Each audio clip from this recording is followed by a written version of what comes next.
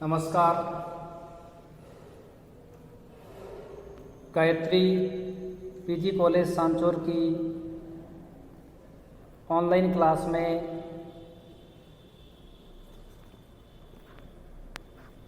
आपका स्वागत है।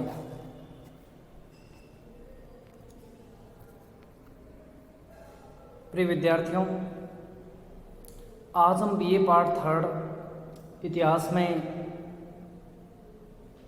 भारत में उदारवादी युग का अध्ययन है वो करेंगे। अब देखिए,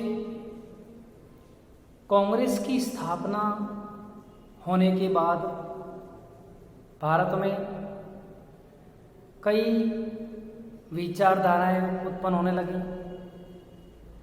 जैसा कि कल हमने पढ़ा था कि कांग्रेस की स्थापना का मुख्य मकसद था कि भारत में अंग्रेजों का सहयोगी संगठन तैयार करना, जो आवश्यकता पड़ने पर अंग्रेजों का पूर्ण सहयोग है वो कर सके। इसी युग को उदारवादी युग के नाम से जाना जाता है। तो देखिए, 1885 ईस्वी में भारतीय राष्ट्रीय कांग्रेस की स्थापना के बाद राष्ट्रीय आंदोलन की गति तेज हुई थी। वास्तव में कांग्रेस का इतिहास काफ़ी कुछ भारत के राष्ट्रीय आंदोलन का ही इतिहास माना जाता है, लेकिन शुरुआत में कांग्रेस में उदारवादी विचारधारा, नम्र विचारधारा के नेताओं का प्रभाव था और वे अंग्रेजों के शासन को भारत के लिए वरदान मानते थे। उनका मानना था कि अंग्रेजों का शासन हमारे लिए बहुत अच्छा है और इसी रूप में कांग्रेस के इतिहास को 2 चरणों में विभाजित किया गया है। पहला चरण 1885 ईस्वी से 1919 ईस्वी तक का और दूसरा चरण 1920 ईस्वी से 1947 ईस्वी का चरण। इसमें सबसे पहला चरण, जिसमें 1885 ईस्वी से 1905 ईस्वी तक इसका नेतृत्व उदारवादियों के हाथ में था और 1905 से लेकर 1919 के बीच इसका नेतृत्व उग्रवादी विचारधारा के लोगों के हाथ में था। आज हम उदारवादी विचारधारा क्या है, कौन कौन से इसके लीडर हैं, इसका हम अध्ययन है वो करते हैं। तो देखिए, विचारों की दृष्टि से उदारवाद पश्चिमी शिक्षा की देन है। अर्थात भारत में जो पश्चिमी शिक्षा का विस्तार हुआ और पश्चिमी शिक्षा के विस्तार के बाद कई बुद्धिजीवी वर्ग जो अंग्रेजों के प्रति आस्था प्रकट करते थे, उनका युग उदारवादी युग कहलाता है। प्रत्येक व्यक्ति की नैतिक उपादेयता को उदारवाद ने उभारा है। यूरोप में पुनर्जागरण के समय से ही यह विचारधारा विद्यमान रही है। उदारवाद विवेक, वैचारिक स्वतंत्रता, सहिष्णुता, प्राकृतिक अधिकार, समानता तथा प्रगति में विश्वास आदि रखते हैं। लोकमान्य तिलक के अनुसार आज के उदारवादी कल के उग्रवादी थे। इसी प्रकार से आज के उग्रवादी कल के उदारवादी हो जाएंगे। ये शब्द तिलक ने कहे थे। 1885 से 1905 ईस्वी तक कांग्रेस की बागडोर पूर्ण रूप से उदारवादियों अथवा नरम राष्ट्रवादियों के हाथ में रही थी। अतः राष्ट्रीय आंदोलन का यह काल उदारवाद का युग कहलाता है। इस युग में भारतीय राजनीति में ऐसे व्यक्तियों का प्रभाव था जो अंग्रेजों तथा अंग्रेजी शासन के प्रति श्रद्धा रखते थे, उदारवादी विचारधारा में विश्वास रखते थे और बहिष्कार तथा सरकार के असहयोग जैसे क्रांतिकारी विचारों के विरुद्ध थे। वे उच्च शिक्षित वर्ग का प्रतिनिधित्व करते थे और उनका दृष्टिकोण सर्वथा वैधानिक था। कुल मिला के हम समझ सकते हैं कि ये अंग्रेजों के अंधभक्त थे, अंग्रेजों के प्रति इनकी श्रद्धा थी। उदारवादी पूर्णतः राजभक्त थे। उनके हृदय में ब्रिटिश राज्य व राज्य के प्रति उपकार का भाव, कृतज्ञ का भाव था। वे भारत में ब्रिटिश साम्राज्य को अभिशाप नहीं अपितु वरदान समझते थे कि हमारे लिए अंग्रेजी शासन एक वरदान के समान है। उन्होंने अपने सामाजिक संस्थाओं, रीति रिवाजों आदि के माध्यम से व्यक्तिगत स्वतंत्रता की स्थापना करने पर जोर दिया था। वे भारत में प्रतिनिधिमूलक संस्थाओं की स्थापना और नागरिक स्वतंत्रता की मांग करते थे। राजनीतिक अधिकारों की प्राप्ति के लिए उदारवादियों ने संवैधानिक आंदोलन का समर्थन किया, अर्थात संविधान के सम्मत जो बात मान्य है उसी के अनुसार आंदोलन का समर्थन है वो करते थे। उनके द्वारा जिस राजनीतिक आंदोलन का प्रारंभ किया गया वह भारत की एकता, जातीयता एवं सांप्रदायिक समन्वय, आधुनिकीकरण, सामाजिक रूढ़िवादिता एवं भेदभाव का विरोध, नवीन आर्थिक प्रगति तथा औद्योगिकरण का समर्थन करता था।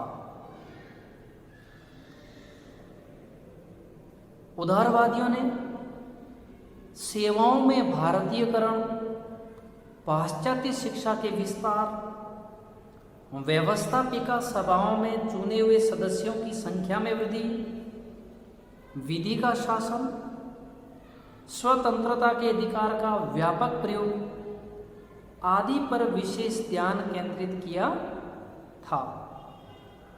और इस उदारवादी विचारधारा के प्रमुख नेता थे दादा भाई नौरोजी, सुरेंद्रनाथ बनर्जी, फिरोज शाह मेहता, लाल मोहन घोष, रासबिहारी बोस, गोपाल कृष्ण गोखले, रानाडे आदि कुछ नेता इस उदारवादी विचारधारा के पक्षधर माने जाते थे।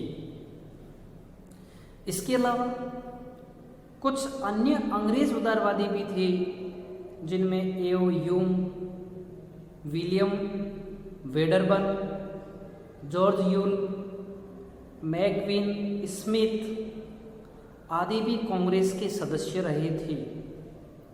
और इन्हीं उदारवादी नेताओं ने 1885 ईस्वी से 1905 ईस्वी तक कांग्रेस का मार्गदर्शन किया।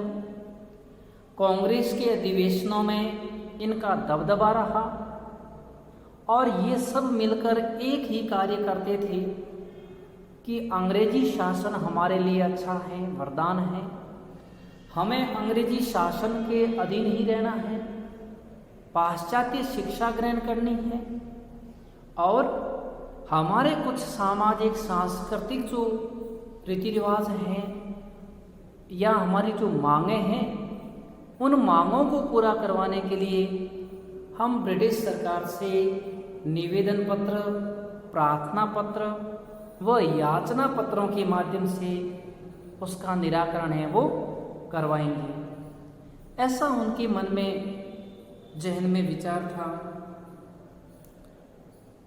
इसलिए भारत के राष्ट्रीय इतिहास में इस काल को उदारवादी काल कहा जाता है।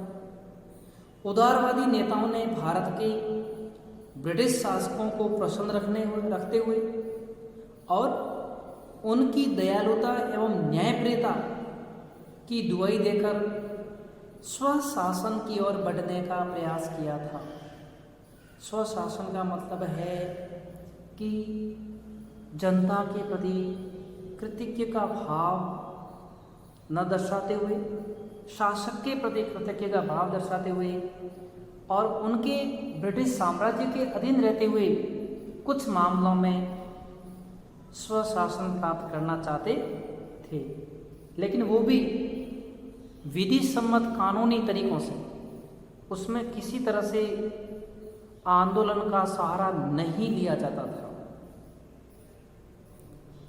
साहस व कष्ट सहन करने की क्षमता आदि के अभाव के कारण कारावास का जीवन उनके लिए अहैसियत है, क्योंकि अगर ब्रिटिश सरकार के खिलाफ विद्रोह की भावना, आंदोलन शुरू करे तो सरकार उन्हें कारावास में डालते थे, कष्ट भोगने पड़ते थे। इसलिए वे कष्ट भोगना चाहते नहीं थे। वे अपने पद, व्यवसाय तथा सामाजिक स्तर को अक्षुण्ण रखते हुए भारत में स्वराज्य की स्थापना के सपने देखते थे और यही विचारधारा उदारवादी विचारधारा के नाम से सफल हुई थी। अब हम देखते हैं उदारवादियों की मनोवृत्तियां और विशेषताएं। तो देखिए, उदारवादियों की मनोवृत्ति का सबसे महत्वपूर्ण पहलू था भारतीयों में एकता की भावना का बोध कराना। उनका मानना था कि एकता के बिना भारत अपनी महानता को प्राप्त नहीं कर सकता। सुरेंद्रनाथ बनर्जी ने तो स्पष्ट कह दिया था कि एकता के अभाव में भारत अपनी महानता कभी प्राप्त नहीं कर सकता। इसलिए हमें सर्वप्रथम पूरे भारत को स्नेह के बंधन में बांधना होगा। दादा भाई नौरोजी भी इस बात पर विशेष बल देते थे कि भारत के विभिन्न धर्मों को मानने वाली जनता में एकता होनी चाहिए, एक दूसरे के प्रति सहानुभूति होनी चाहिए, तभी हम आगे बढ़ सकेंगे। अर्थात जब तक हम धर्म, जाति, व्यवसाय, वर्ण आदि में बंटे रहेंगे तब तक हम कभी विकास नहीं कर पाएंगे। इसलिए हमें एकता के सूत्र में बंधना होगा। इस बात पर सुरेंद्रनाथ बनर्जी, दादा भाई नौरोजी ने अपना योगदान है वो दिया था। उदारवादी नेताओं के प्रचार के फलस्वरूप भारत में बुद्धिजीवी वर्ग में एकता की भावना का विकास हुआ और जिसके फलस्वरूप विभिन्न धर्मों एवं व्यवसायों में लगे लोग राष्ट्रीय कांग्रेस के झंडे के नीचे एकत्र होने लगे, राष्ट्रीय आंदोलन की मुख्य धारा के साथ जुड़ने लगे। यह उदारवादियों की एक बड़ी उपलब्धि मानी जाती थी कि उन्होंने पूरे भारत में धर्म, जाति, लिंग जैसे भेदभाव को मिटाते हुए, अस्पृश्यता को कम करवाते हुए संपूर्ण भारत को एकता के सूत्र में बांधने का प्रयास है वो किया था। दूसरी इनकी विशेषता है ब्रिटिश शासन के प्रति भक्ति भावना। अर्थात कांग्रेस के उदारवादी जो नेता थे वे ब्रिटिश शासन के समर्थक और प्रशंसक थे।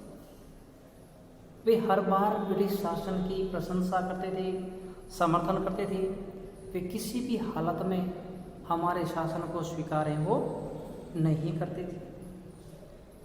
वे असहयोग व क्रांतिकारी विचारों के विरोधी थे, अर्थात वे अंग्रेजों का सहयोग करना चाहते थे।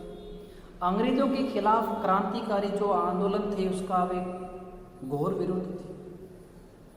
उदारवादियों को ब्रिटिश जनतांत्रिक व्यवस्था में असीम आस्था थी। जो उदारवादी लोग थे उन्हें ब्रिटेन की जो जनतंत्री व्यवस्था है उसमें वे पूरा विश्वास करते थे, आस्था रखते थे। और उनका मानना था कि ब्रिटिश शासन ने ही भारत को आधुनिक सभ्यता के मार्ग पर अग्रसर किया है और इसी कड़ी में स्वतंत्रता की भावना उत्पन्न की, राष्ट्रीय चेतना को जन्म दिया और देश की जनता को एक सूत्र में बांधने का कार्य है वो किया था। श्रीमान रानाडे जी के अनुसार भारत में अंग्रेजी शासन भारतीयों को नागरिक एवं सार्वजनिक गतिविधियों का राजनीतिक शिक्षण देने की दृष्टि से उपयोगी सिद्ध हुआ था। उनका मानना था कि हिंदुओं एवं मुसलमानों में वैज्ञानिक क्रियाकलाप, नवीन शिक्षण तथा व्यावसायिक दृष्टिकोण की कमी होने के कारण प्रगति शिथिल होती गई थी और अंग्रेजों के आगमन से वो स्थिति है वो बदल दी गई। भारत को एक नवीन ज्योति दिखाई दी और आधुनिकीकरण का मार्ग प्रशस्त हुआ।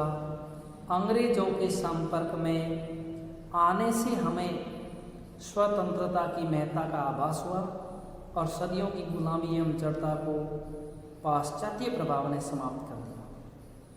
भारतीय नवजागरण प्रारंभ हुआ, अर्थात देश में एक नई सोच, एक नई दिशा और पाश्चात्य शिक्षा के प्रति अंग्रेजों की रहन सहन, बोली चाली, अंग्रेजों की चाल चलन की ओर भारतीयों का बढ़ना है वो शुरू हो गया। इस प्रकार रानाडे ने अंग्रेजी शासन को देवीय वरदान माना। दादा भाई नौरोजी की धारणा थी कि अंग्रेजों का शासन भारत में चहुमुखी विकास के लिए वरदान साबित होगा। उन्होंने तो यहाँ तक उनका कहना था कि अंग्रेजों का उस समय तक भारत में बने रहना आवश्यक है जब तक कि भारतीयों को वे स्वावलंबी बनाने संबंधी अपना न्यायशीलता का उद्देश्य पूरा नहीं कर देते। अर्थात ये नेता अंग्रेजों की कूच चक्र को नहीं समझ पाए और अंग्रेजों के प्रति आस्था का भाव प्रकट करते हुए हमेशा है वो रहे थे। धन्यवाद।